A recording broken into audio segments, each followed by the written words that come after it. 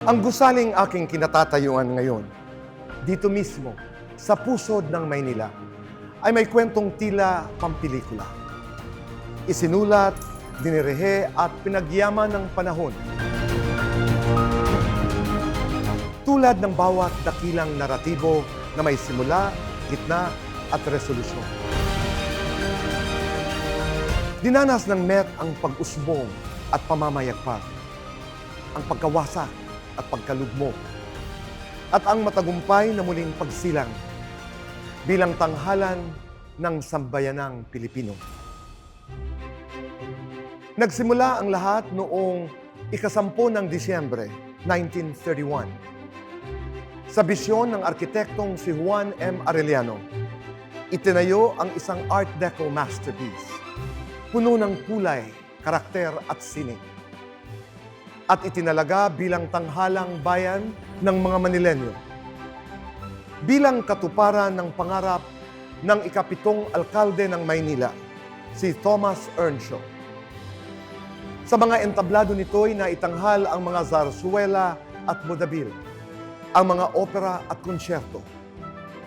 Sa bawat pag-angat ng telon, tumatatak ang kasiningan ng mga Pilipino at nabubuo ang mga ginintuang alaala.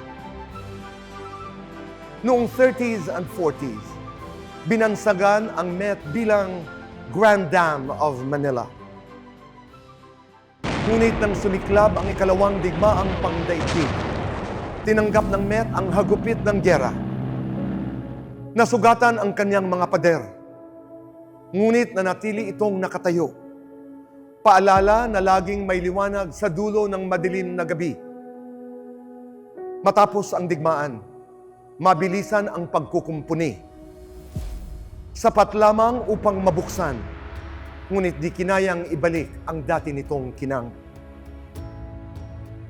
Noong 1978, muli siyang bumangon sa pangunguna ng 2 pamangkin ng orihinal na arkitekto. Isang pagtatangkang ibalik ang dangal ng Met bilang entabladong pambayan. Muling nagbigay buhay rito ang pagtatanghal sa iba't ibang anyo, teatro, konsyerto, maging telebisyon. Noong 1996, muli itong nagsara. At 25 taon itong nanatili sa dilim. Ngunit noong 2015, muling sumibol ang pag-asa nang mabili ng Pambansang Komisyon para sa Kultura at Sining ang teatro. At noong ika-10 ng Disyembre 2021, sa 90th year ng kanyang pagkakatatag, muling nagbukas ang Met bilang tahanan ng pag-asa at kasiningan.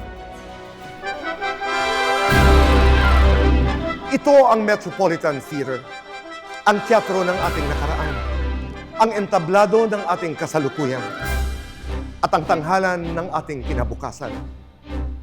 Met natin to, atin to.